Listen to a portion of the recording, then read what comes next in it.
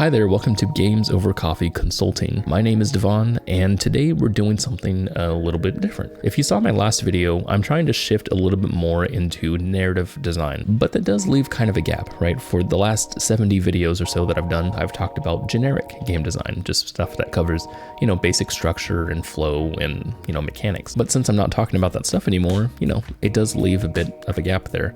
So this video is a bit of an experiment. What's happening here is that the first half is my narrative stuff, the stuff that I really am passionate about, and then the second half is done by Design Frame. Design Frame is another game design channel that talks about game design analysis in AAA games. So we decided to work together and try to cover both ends of this feedback spectrum into one video. So with that being said, let's get on with the video.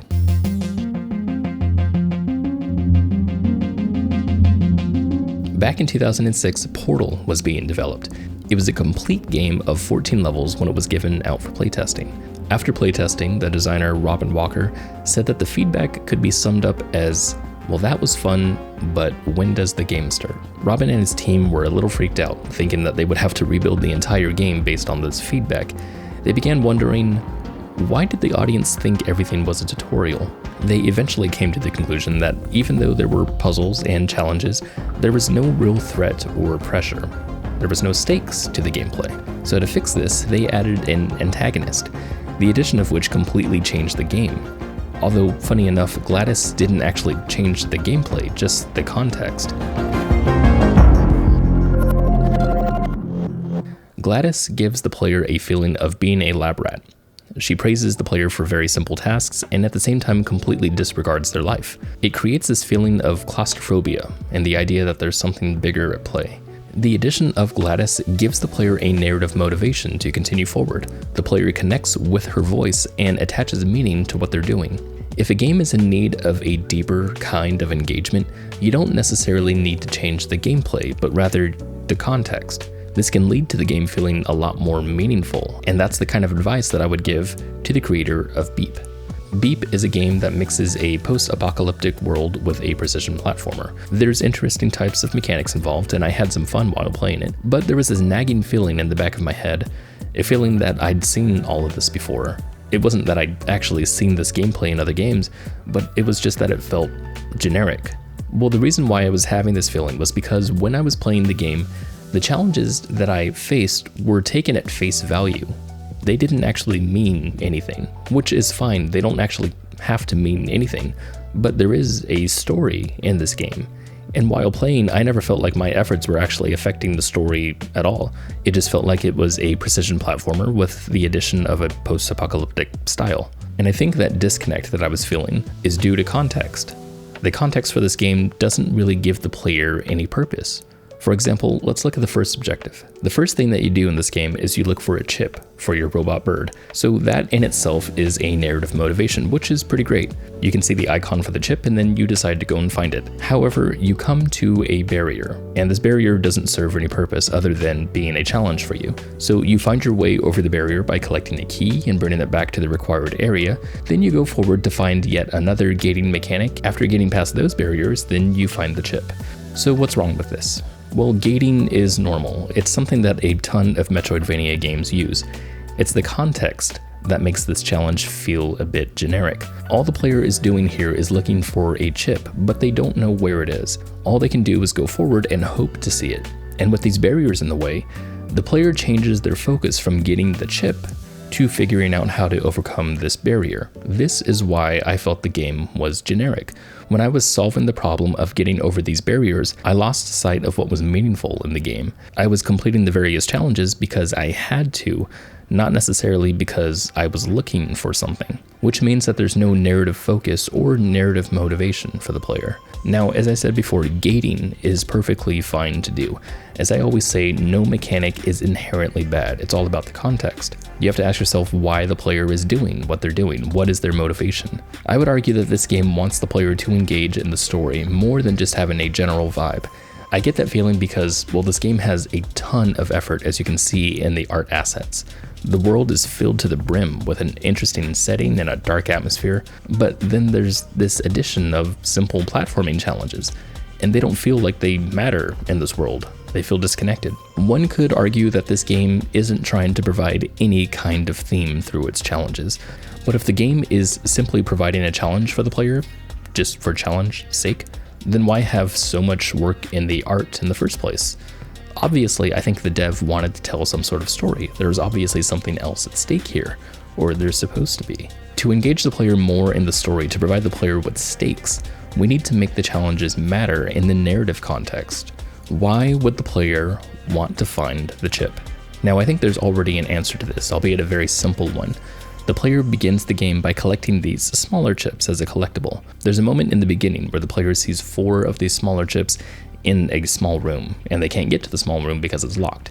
Now, the player doesn't know that the bird will unlock the gate because it does, but a lot of seasoned players will probably come over here and understand that it'll unlock at a later time. So the player wants to get the bird up and running so they can get these chips that are in the room.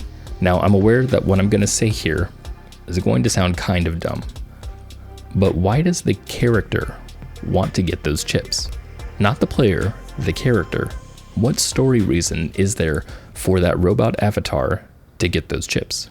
Now, the only reason why I'm asking this is because the player is not engaged in the story. If there was no story, then this whole gating mechanic would be perfectly fine and I wouldn't have to be asking about player motivation. But if you want the player to be engaged in the story, then they need to feel it.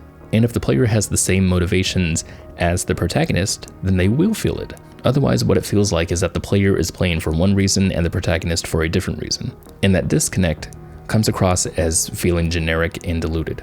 So how do we correct this? How do we make the player have the same emotions as the protagonist? Well, to make the player feel more in line with what the story is asking them, we can look back at Portal. In Portal, all they did was add context. The addition of Gladys changed the way that the players saw the completion of each level. Instead of just generic levels, they became chambers. And instead of just challenges, they became tests. Ask yourself mechanically, what does the player want when they're playing the game?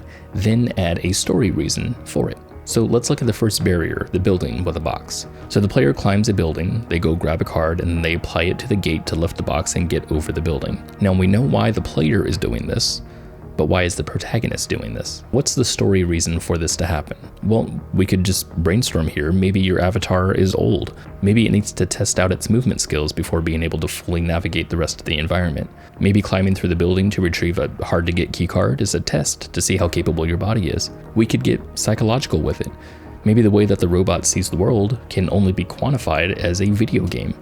The way it understands traversal doesn't make sense unless there's a surface level motivation. The real world could transform right in front of the player into a gamey type of world. Thus the player is playing through the thoughts of the robot. Maybe the world's deliberately set up by someone or something to make the robots go through arbitrary challenges in order to advance forward.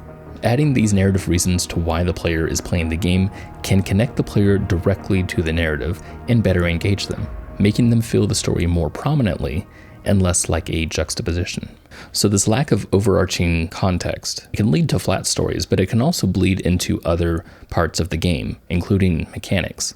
Hello, my fellow gamers. This is Design Frame. For Beep, I'll cover 4 broad topics: the enemies and what depth contributes to avoidance mechanics, the sliding tutorial and what it means for the wider context of the game, the ledge grabbing, and player movement and animations. The only enemies in Beep are what I'll call spiders. Ultimately, the spiders are a simple avoidance mechanic. They walk back and forth, and if they touch the player, then the player dies and respawns at the last checkpoint. Even though the spiders are an obstacle to avoid, they don't really serve a purpose. For one, the spiders only loosely relate to the war-torn theme. I see the spiders as a mutation spin to the theme, most likely related to the pink hazard pools as the spiders radiate the same pink hue. This could be an interesting addition to the war-torn setting, but it's basically only there as an idea because nothing else reinforces or builds on top of that idea. The spider also doesn't serve a purpose because it doesn't reinforce a core mechanic or skill in a meaningful way. If the existence of the spiders isn't justified by a player's skill, the enemy becomes an annoying obstacle and a time waster instead of a fun game element to be overcome. In light of this, the first question to ask is, what skill or mechanic do the spiders reinforce? The answer is platforming. The player runs, jumps, times their movement, and exercises air control to maneuver around the spiders while proceeding to the next objective. The next question is how the spiders reinforce the platforming skill. The spiders sometimes serve as a small obstacle to jump over, especially on small ledges which require timing to pass over. This is a simple avoidance mechanic. The player's objective is just to get past the spiders. But in the same stroke, the spiders don't interact with other mechanics, whether a core mechanic, player mechanic, or some other enemy or hazard, making the spiders a shallow game element. The spiders don't create depth because they only serve one purpose, a minor avoidance mechanic. Without any other game mechanic or skill required to beat the spider doesn't have or build up enough depth to justify its presence. And outside of being a simple obstacle, they are basically a patience mechanic. The player has to patiently wait until the bug moves out of the way before they can move on. Like in this example, when we're hanging on the platform here, we have to wait until the bug moves out of the way before climbing. While waiting, the player isn't actually doing anything. They're not interacting with game elements or controlling their character. They're just waiting. As a general rule of thumb, patience is not a game mechanic. For a simple comparison, let's take the Mario games. The Goombas and Koopas appear as avoidance mechanics, and they are to an extent, but they have additional depth by allowing players to interact with them. The player can either avoid the Goomba or express the skill of precise platforming on a move-in target to permanently remove the Goomba from the game. In other words, squish them and we don't have to worry about them anymore. There's a constant low risk associated with a move-in Goomba because it can hit and damage the player, but taking a brief higher risk by interacting with and stomping the Goomba, as you might take damage if you mistime it, removes the constant low risk of the Goomba's existence, freeing up space in the level and the player's mind. Running past the Goomba is also viable and even optimal in certain cases where you just run into the next area or they're not in the way, but the key here is that both running past and destroying the Goomba are viable options that don't contradict or nullify each other. Similarly, taking the higher risk of dealing with Koopas rewards players. Koopas can then be picked up and used in the level to break blocks or destroy other enemies, but because Koopa shells are so valuable, they can backfire and hurt you if you're not careful. What appears to be simple additions to the game actually add a surprising amount to it, because enemies tend to be multi-purpose and balance risk and reward. They're simple avoidance mechanics, but with enough depth to remove patience from the equation. The spiders are also used as a punishment, but incorrectly. There are a couple platforming jumps where a spider lurks underneath, out of view of the player. If the player falls, then there's a chance that they randomly fall into a spider and die. Now, it's fine for there to be a punishment. In fact, moving back to the beginning of the platforming section is punishment enough because it equates to lost time. Or if you want to kill the player with a death zone, like the pink hazard goo, then that's fine as well, as long as the checkpoint isn't too far back. But an unseen moving hazard, the spider, adds a random unlucky factor to the punishment. It may kill the player or it may not, just depending on luck. This is also a redundant punishment since the player has already fallen at least a screen's height and has to get back to where they are. Landing on a random spider is adding insult to injury. In most cases, the platforming would be more fun if the spider was absent. The punishment of lost time is already present in the platforming skill. Unless the spider had some greater gameplay implication or changed the nature of the platforming skill, the spider is redundant and more of a chore to interact with. An example of changing the nature of the platforming skill would be if the player had a weapon, they could aim and attack with that weapon at the same time that they are platforming. On the topic of punishment, falling from a ledge and surviving is, from a punishment standpoint, the exact same thing as falling from a ledge and dying. The punishment for both is lost time. The player has to redo the platforming sequence to get back to where they were. In the event a player falls off a platform and survives, there is a pretty good chance they'll actually have to spend more time getting back to the start of the platforming sequence than if they had simply died and respawned at the checkpoint. In order to save time in these circumstances, a player is incentivized to kill themselves on an enemy or area hazard in order to teleport back to the checkpoint. This trivializes player death and detracts from the overall tone of the setting. Since falling and surviving and falling and dying have the same punishment, implementing fall damage would simplify the problem. If a player falls a certain height, they automatically respawn at the checkpoint regardless of whether they hit an enemy or hazard. Next, let's discuss the player actions and tutorials. The slide tutorial in isolation could use some adjustments. The street sign in the background that says slide is a nice detail, but it's only a detail. It's not prominent enough to be a reliable tutorial sign. Instead, move the sign closer to the tutorial, match its contrast with the foreground so it stands out and the player can relate it to the obstacle, and finally add the button to the sign that the player has to press. Controls are one thing that players should not have to guess. Additionally, if the slide is successful, there's still a small amount of crawling at the end. This may seem insignificant, and it is in the grand scheme of the game, but I'd expect the crawling to be used more as a punishment for a bad slide rather than the result of a crawl space being longer than a slide can support. Or, depending on how you want to use sliding in your game, remove the crawling and instead make it so sliding doesn't stop until the player reaches the other side. It's difficult to tell which option would benefit your game more, since sliding under obstacles isn't actually implemented into the game, although sliding under obstacles while being chased by an enemy could be an engaging offshoot from the platforming skill. If the player tries to slide but doesn't hold the direction key forward, then the player starts crawling instead of sliding. This is slow and awkward, but also doesn't teach the mechanic you're trying to teach to the player, which is the slide. So I'd recommend changing the slide so that when the player presses the slide key, that it slides in the direction that the player is facing regardless if the forward direction is also pressed.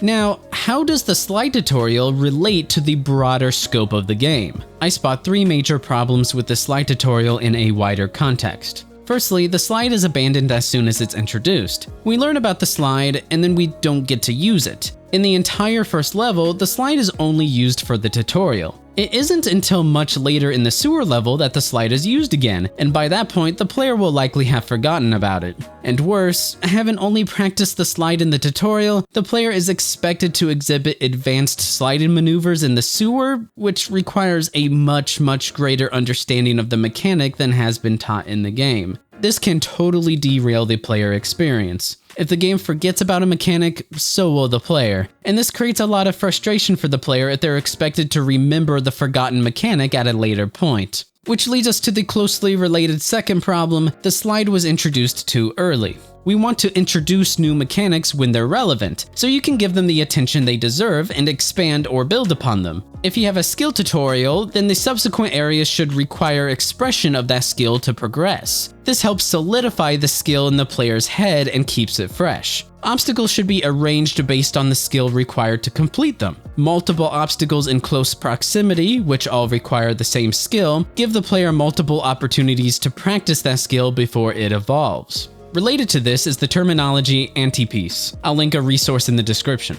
Another consequence of not building on or using the slide mechanic is that the slide tutorial ended up in between 2 instances of the different precise platforming mechanic. First, we jump across 2 barrels, then we're introduced to the slide, then we jump across 3 barrels. Then both the barrels and slide are forgotten about, which creates structural problems for your game, and thematic problems since the absence of future radioactive barrels give the impression that they're not relevant to the level as a whole.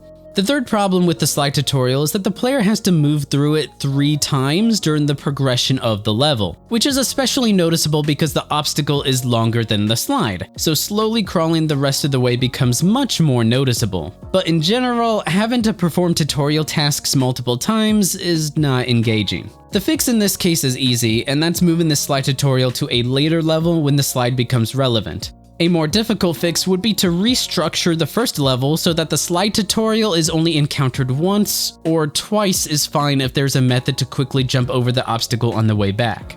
The next player action is ledge grabbing. The ledge grabbing tutorial itself is fine, since grabbing is an intuitive combination of jumping and moving. Grabbing ledges doesn't require a separate button input, so no controls need to be relayed to the player, which also means that the grab sign in the background is sufficient. However, the ledge grabbing doesn't feel as intuitive as it could be. In order to grab the ledge, the player holds the direction facing the ledge. So in the tutorial, we jump and hold the right direction input. As long as the player holds that direction, they stay attached. Once the player lets go of the direction key, they fall. Or if they press the jump key, then they jump up from the ledge. Having to hold the forward input to maintain the grab doesn't feel as intuitive as making the ledges anchor points. What I mean by that is, once the character auto grabs the ledge, they stick to it. No player input is required to stay on that ledge. If the player lets go of the stick, they still stay on the ledge and will not come off it until the player inputs additional controls. For example, if the player jumps, they jump. If they press down or the opposite direction as the ledge, they fall.